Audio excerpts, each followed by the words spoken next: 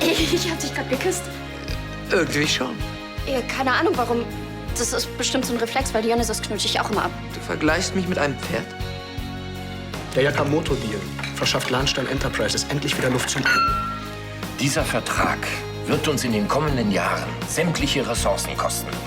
Und der Rest unseres Vermögens steckt in Versicherung. Das ist doch absurd. Man muss eben auch mal was riskieren, wenn man etwas erreichen will.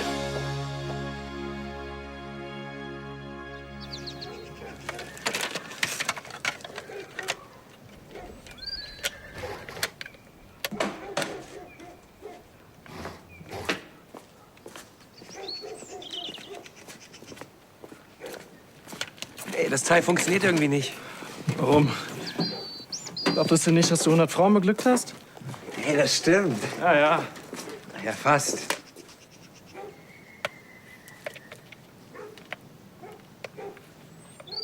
Mann, Andi, ich hab dich zum Tragen gebucht und nicht, dass du hier meine Sachen durchwühlst. Weißt du was? Nimm das Ding und spiel woanders rum. Sag mal, willst du eigentlich dauerhaft hier wohnen? Ja, brauche ich wenigstens nicht mehr für jeden Scheiß in die WG rennen. Ich habe nur gefragt. Wenn man verliebt ist, hört man die seltsamsten Sachen. Lass deinen Gefühlen freien Lauf und steh zu deiner Liebe. Bla, bla, bla. Hätte mir vielleicht noch was Dümmeres einfallen können als mein dämlicher Gefühlsausbruch? Morgen.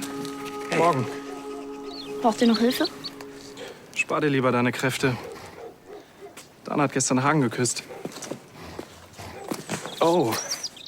Na und? Es war nur so ein kurzer Freudenausbruch. Mir bedeutet es nichts und Hagen, der schnallt sowieso nichts. Er interessiert sich nur für den Rennstall und für Pferde. Genau wie ich. Piep. Meine Psychotherapeutin meint dazu, dass wir Männer sensibler sind, als ihr denkt. Wir zeigen es nur anders. Piep. Wenn Hagen auch nur eine Sekunde gemerkt hätte, dass die kleine Schwester seiner Frau in ihn verliebt ist, dann wäre er doch schon längst hierher gekommen und hätte mich lang gemacht. Morgen. Dana, kann ich mal kurz sprechen, bitte? Super. Das habe ich jetzt davon. Von wegen ehrlich wert am längsten. Hagen hat kapiert, was mit mir los ist und reißt mir gleich den Kopf ab.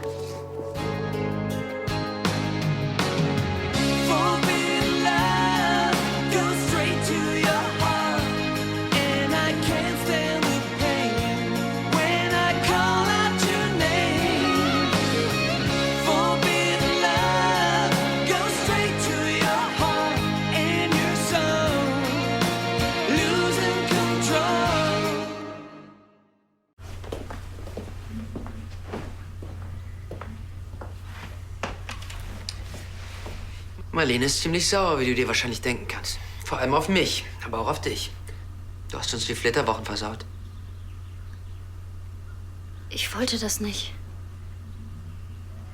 Mein Kopf war wie ausgeschaltet. Ich konnte überhaupt nicht mehr klar denken. Schon gut. Verstand und Gefühl auf eine Linie zu bringen, ist nicht immer ganz einfach. Setz dich bitte.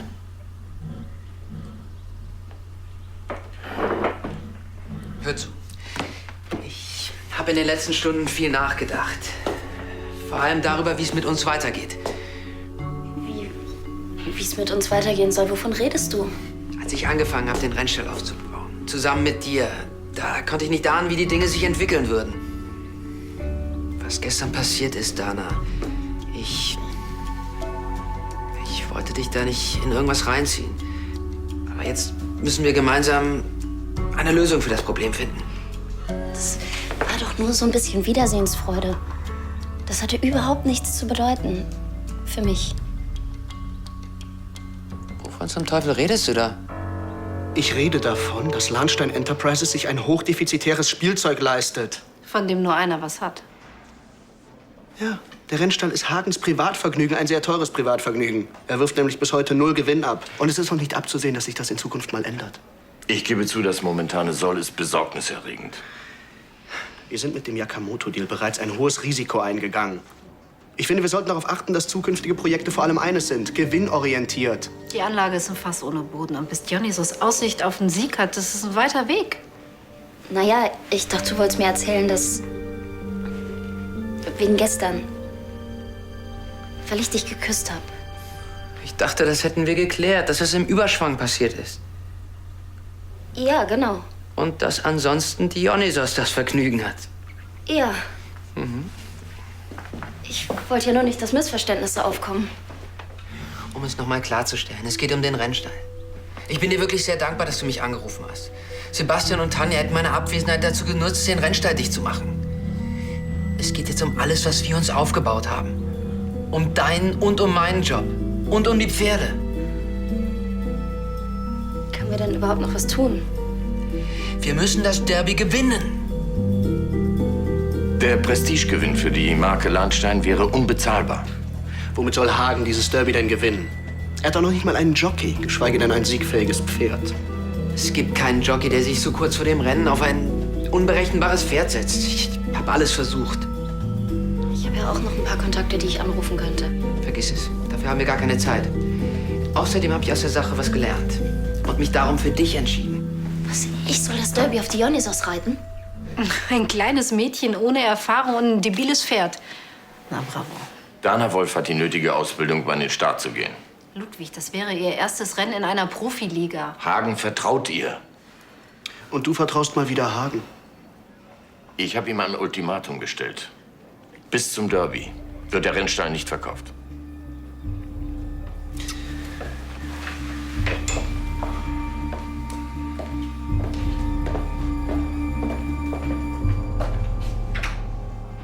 Jedenfalls sind wir in Form. Dann beweise es mir. Um 2 auf dem Hof. Ich bin gespannt.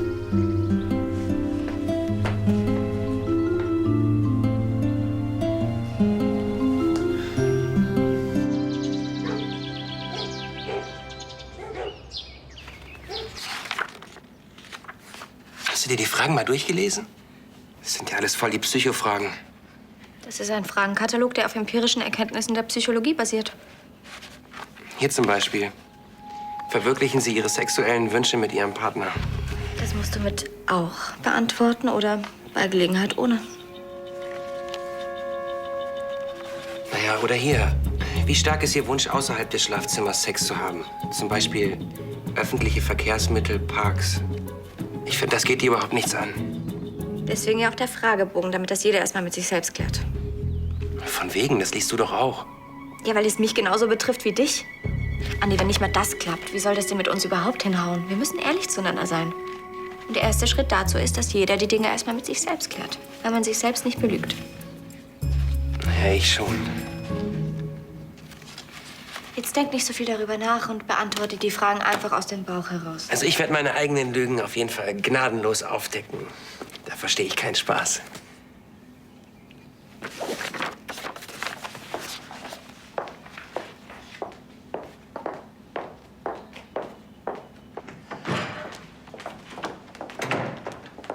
Alles in Ordnung, Helena? Alles Bestes. Ich habe dich beim Frühstück vermisst. Und ich dich gestern Abend, Elisabeth. Wie lange soll das noch so weitergehen?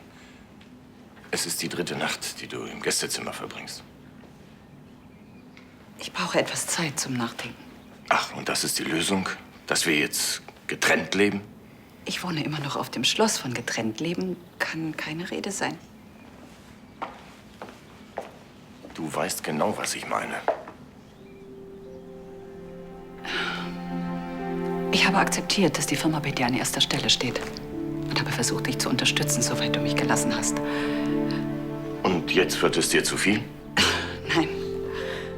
Oh nein. Ich kann nicht mit ansehen, wie du dich veränderst.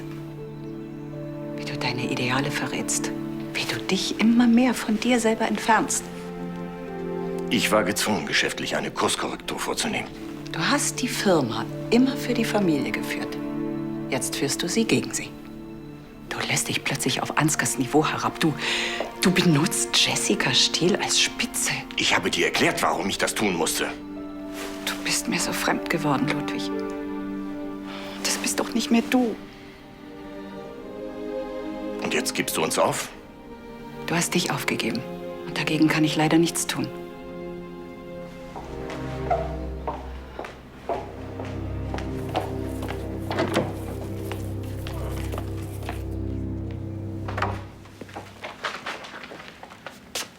Andi, was machst du? Nichts, was dich interessieren würde.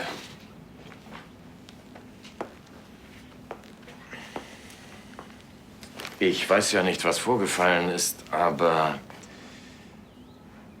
Helena scheint mir ziemlich aus der Bahn geworfen. Ludwig, das war keine Absicht. Wenn ich das nicht wüsste, würdest du hier nicht sitzen, mein Junge. Wir gehen jetzt zu so einer Beratung, du weißt schon.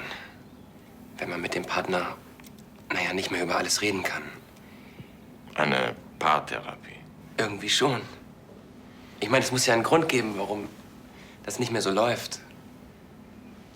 Ich dachte wirklich, sie geht nach Kambodscha und es ist aus. Dann gebt ihr euch beide noch eine zweite Chance. Und ich hoffe so, dass das hinhaut. Weißt du, Andi, man muss nicht immer der gleichen Meinung sein. Die Hauptsache ist, dass man sich mit Respekt begegnet. Und genau das habe ich gründlich vergeigt. Krisen gibt es immer wieder. Es kommt nur darauf an, wie man damit umgeht. Erfüllen Sie Ihrem Partner auch Wünsche, die Ihnen nicht gefallen? Hä? Ach, schon gut. Das ist nur so eine Frage aus diesem Therapiebogen.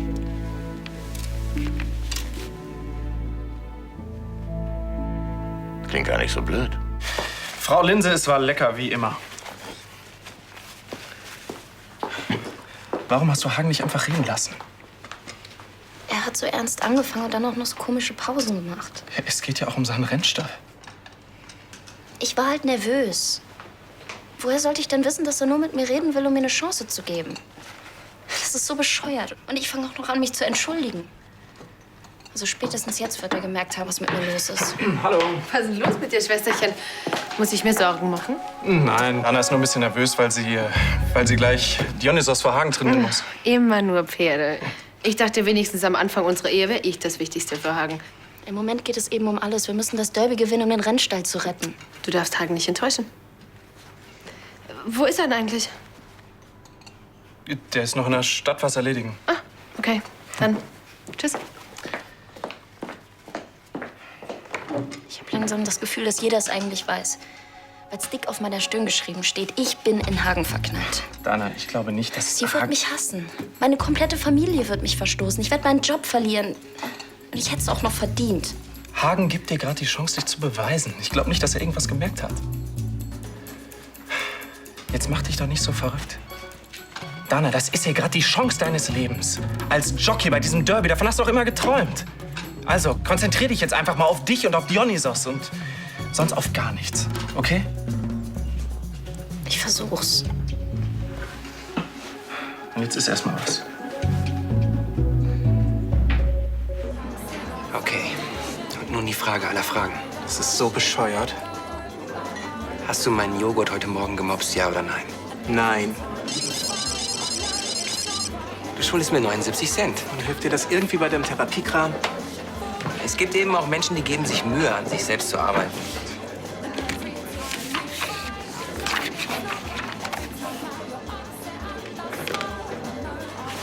Verwirklichen Sie alle Ihre sexuellen Wünsche? Ja. Hast du dich gerade selbst bei einer Lüge ertappt? Ach, das ist nur, wenn ich mir die Frage selbst gestellt habe. Dann bin ich so aufgeregt, dass das Ding von alleine piepst. Wenn du das ernst meinst, brauchst du wirklich eine Therapie. Mann, es gibt für all die Fragen hier doch bestimmt auch ehrliche Antworten. Warum sagst du die Helena nicht einfach? Weil sie dann bestimmt noch mehr wütend auf mich ist. Andi, es geht bei diesen Gesprächsstunden aber nicht nur darum, Helena glücklich zu machen. Es geht auch darum, was du willst. Das weiß ich doch. Wir gehen gleich noch ein paar Runden in der Halle und dann schafft sie draußen locker die 1,5. Lagen Sie schon unter 1,40? Dana hat die Strecke schon in 1,15 geschafft. Oder, Dana? Machen wir gleich wieder 1,30? Wenn euch das reicht? Riskier nicht zu viel, das ist noch kein Rennen.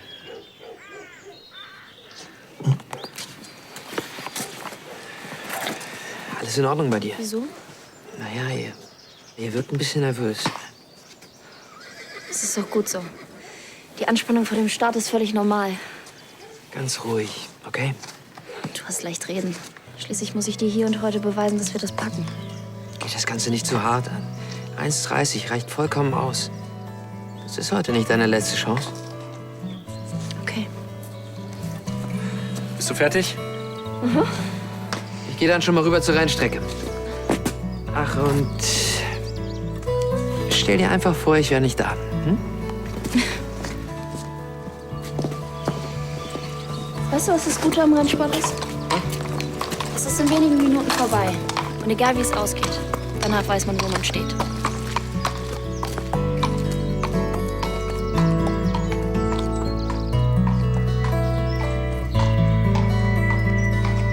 Ich will mehr Informationen. Lassen Sie sich was einfallen.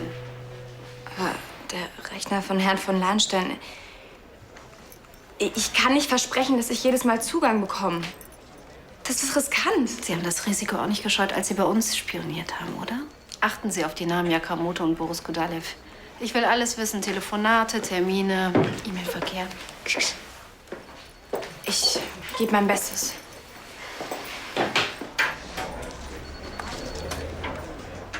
Ich hoffe, sie ist der Sache gewachsen. Wenn Ansgar herausfindet, dass sie auch für uns spioniert, dann kann die Sache auch nach hinten losgehen. Das hätten wir uns vorher überlegen sollen. Die Kleine ist dermaßen vollgestopft mit Informationen, wenn uns das mal nicht eher schadet als nützt. Aber wir waren uns schon einig, oder? Ja, trotzdem bleibt es riskant.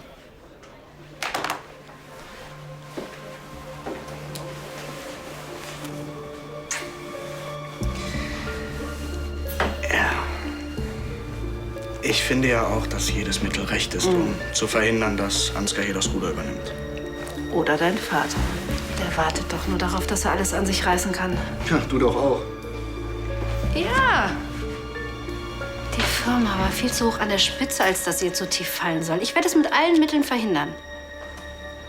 Hey, ich weiß, es ist schwer für dich. Ludwig ist dein Vater. Ich will das Beste für die Firma. Und ich glaube, Ludwig hat seine besten Tage bereits hinter sich.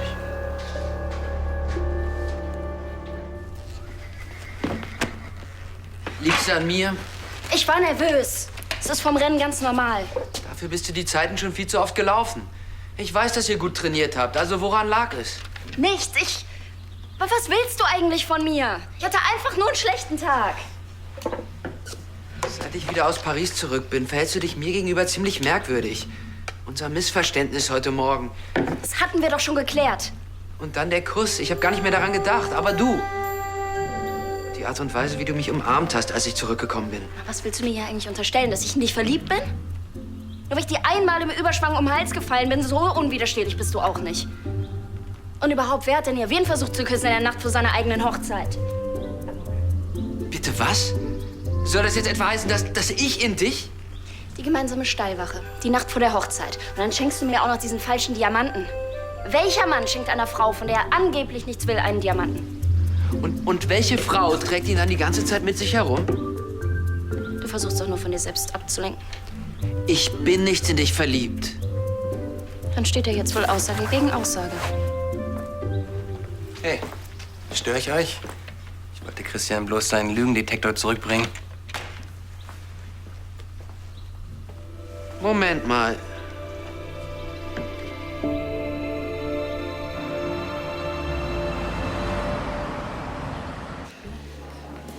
Darf ich Ihnen noch etwas bringen, Graf Lahnstein? Ja, einen Kaffee und ein Wasser. Gerne. Ich frage mich, weshalb ich mich überhaupt noch ums Tagesgeschäft kümmere, Luca. Ah, ich weiß, weil das Restaurant mir gehört. Tja, wenn Worte nichts mehr nutzen. Für Elisabeth. Es ist jetzt schon so weit zwischen euch gekommen, ja? Ich weiß nicht mehr, wie ich es hier begreiflich machen soll. Es brennt an allen Ecken und Enden. Das weiß sie. Warum begreift sie dann nicht, dass ich mir meine Mittel nicht mehr aussuchen kann? Ich muss nach jedem Strohhalm greifen. Ach, und dich auf dein erstes Niveau herablassen, ja?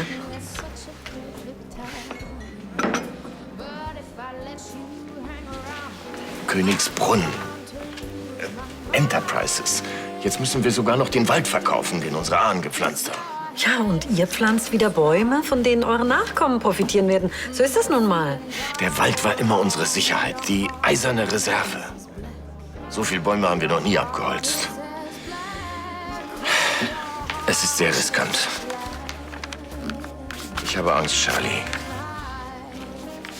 dass alles umsonst war. Nichts ist umsonst, Ludwig, und das weißt du auch.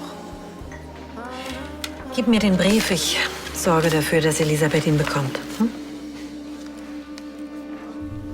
Lügen haben kurze Beine. Noch so ein blöder Spruch. Klar, als Kind lernt man, dass man ehrlich sein soll. Aber doch nicht um jeden Preis. Du musst deine Hand da drauf legen. Es gibt Wahrheiten, auf die kann ich gut und gerne verzichten. Weil sie nichts bringen. Außer Ärger. Dann stell jetzt die Frage. Also, Hagen, sag uns, die wir hier an diesem Ort versammelt sind, um die Wahrheit zu finden. Sonst würde man sich ja nicht so krampfhaft bemühen, sie geheim zu halten. Liebst du Dana?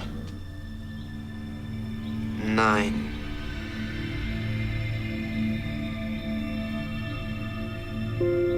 Komm schon, nicht mal ein bisschen? Ja dann, wäre alles geklärt, ne?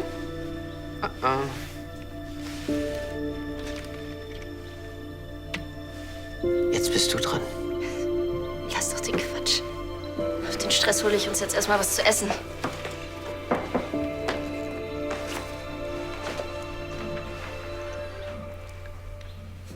Und du bist wirklich nicht in See?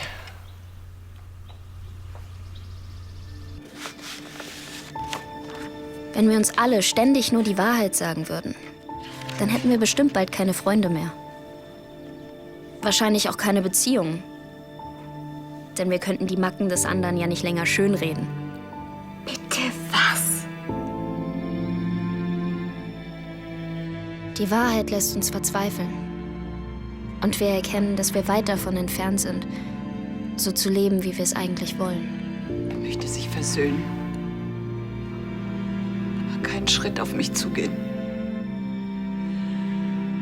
Veränderung ohne sich zu bewegen. Ohne Zugeständnisse. So läuft das nicht.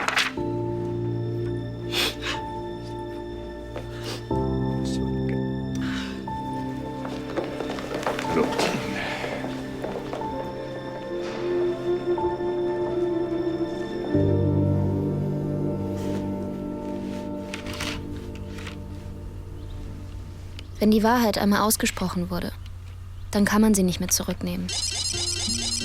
Sie steht zwischen uns.